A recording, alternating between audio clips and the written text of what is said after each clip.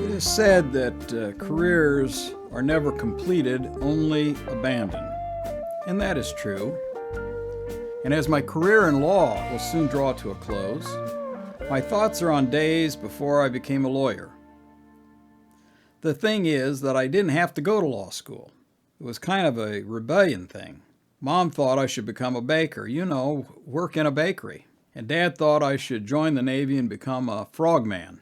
Well, I didn't like the sound of it, telling people that I was a baker or a frogman, so that didn't work.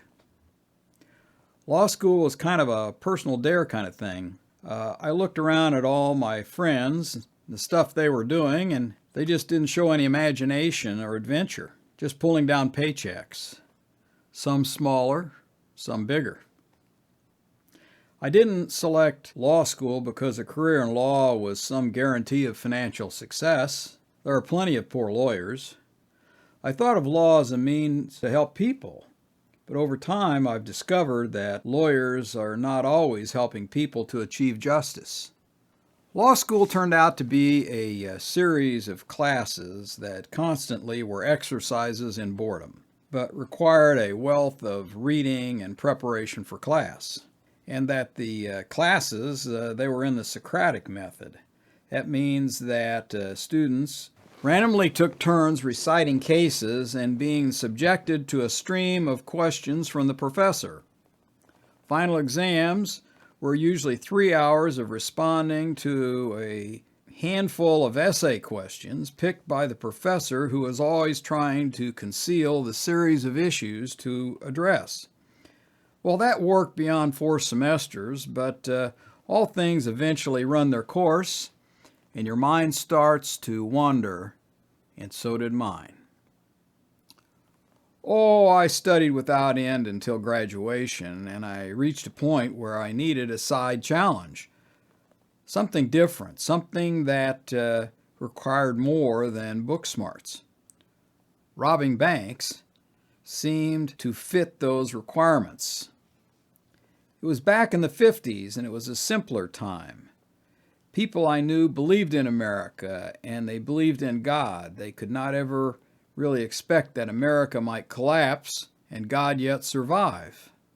Folks didn't always lock their doors, and they were often comfortable leaving their keys in the ignition of their car. Meanwhile, the complications of SWAT teams and counterterrorism vehicles didn't yet exist, and the need to take hostages or outgun the authorities didn't seem necessary to succeed in bank robbery. I had this sense of fear within me. It was not of death, it was amorphous, it was lacking in form. I'm sure that others had the same sense of fear. However, they found ways to suppress it or evade it. For me, I felt the need to confront it, and committing a bank robbery seemed to be the most direct way to do so, because our country was not then at war. Joining the military at that time just didn't make sense. I damn sure didn't want to be a frogman.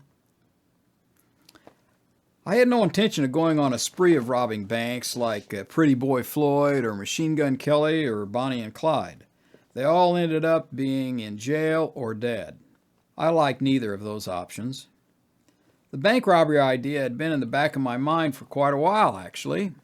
I always made a point of going into the banks of these small little towns, and I noticed in the 50s that the bank robberies had declined, and the small town banks just seemed to have got lax, maybe too trusting, didn't even have a guard at some of them.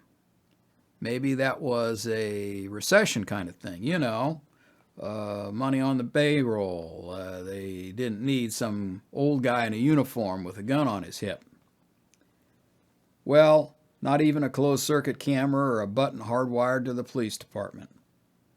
I became emboldened. I considered packing a Browning automatic and give those bastards who killed Clyde Barrow something to think about. but I chose a Smith & Wesson 38 Special with a 5-inch barrel. My first attempt at a bank robbery didn't go well. It was in Ripley, Mississippi.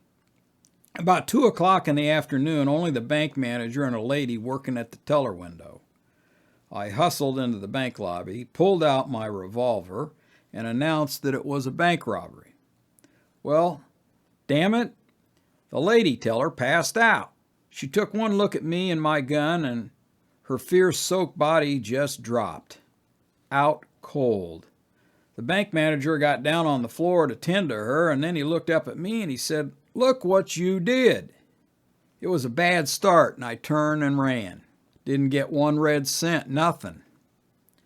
Nor did I satisfy my urge to conquer my own internal sense of fear. I knew that my plans had to be adjusted, less shocking so that I could get some cooperation from the folks in the bank.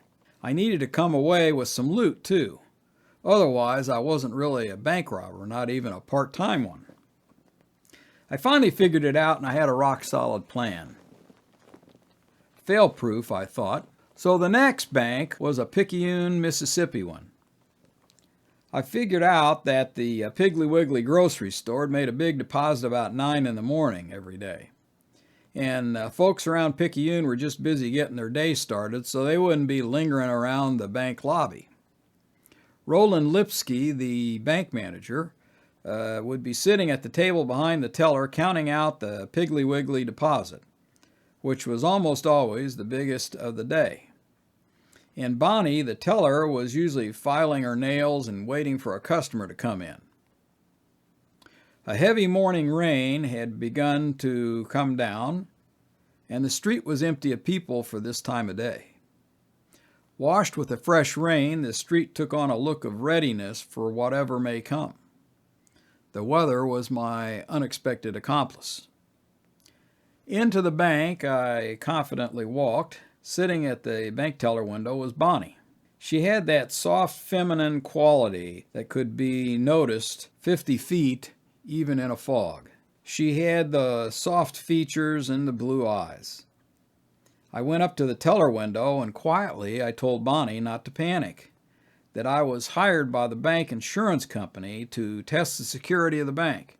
No one was at harm. She had a partial smile. And only then did I pull out the gun and announce that this was a robbery and I wanted the cash on the table put in the canvas bag that I handed to Bonnie. There was an ease about my manner and also about the way this was proceeding. Roland had a look of annoyance on his face. Perhaps he was more upset that I had disrupted his counting than the fact that the money he was counting was about to be taken. Bonnie let the cat out of the bag and said, "It's okay, this is an insurance thing to check on the bank's security system." Roland's annoyance switched to uncertainty. He put the money in the canvas bag. Bonnie handed me the bag, and I turned and walked out the door. No shots fired. I got in the 1952 Chevrolet that I'd stashed in the alley, and I drove out of town. I hid the car and made my way back to Oxford and the law school campus. I did have on a disguise with glasses, a fake mustache. The brown business suit I wore just blended in with the furniture and the quiet decor of a bank. I wasn't giving up my career plans as a lawyer just yet, and the loot that I took only amounted to $6 grand. Hardly enough to retire on. Well, Roland even called the insurance guy before he called the chief of police, and the insurance guy had to call the home office, and they had to call down to the security department to discover that the bank had really been robbed. And by then, Medford Suggs, the chief of police, showed up, and he decided that an all-points bulletin was too late, and the robber was probably in Louisiana by then. So it became a matter of paperwork, and it didn't even make the newspaper in Jackson, the state capital, until 4 days later. I didn't do any more bank jobs. And I did graduate from law school on time and went on to be a lawyer. I couldn't tell anyone about the bank robbery or risk my capture. The money wasn't that good from a small-town bank, so what was the point in robbing another bank? And I didn't. As for my sense of fear, I came to realize that fear is an emotion that should not be allowed to determine what we do more than whether something is simply right or wrong. That bank robbery is all just a memory to me now.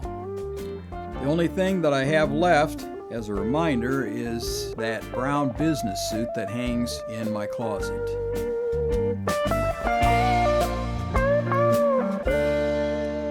It no longer fits.